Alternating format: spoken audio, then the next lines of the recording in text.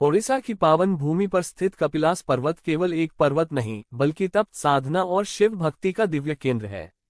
ये स्थान भगवान चंद्रशेखर महादेव के धाम के रूप में प्रसिद्ध है और सदियों से श्रद्धालुओं की आस्था का आधार रहा है।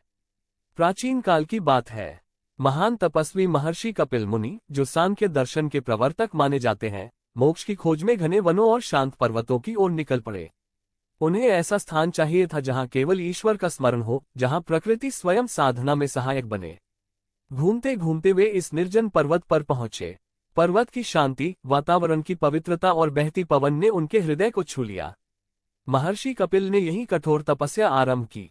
वर्षों तक वे ध्यान में लीन रहे, न दिन का भान न रात की चिंता, केवल ओम नमः शिवाय का जाप।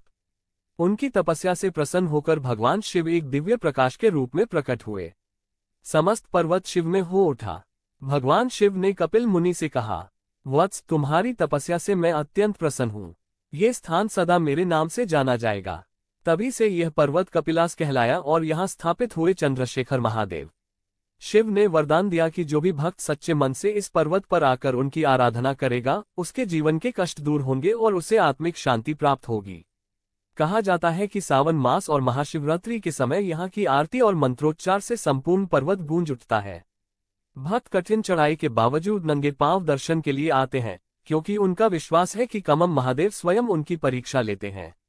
आज भी कपिलास पर्वत हमें यही सिखाता है कि सच्ची भक्ति, धैर्य और तपस्या से ईश्वर को पाया जा सकता है। कपिलास केवल एक तीर्थ नहीं, ये शिव और साधक के मिलन की अमर कथा है। हर हर महादेव।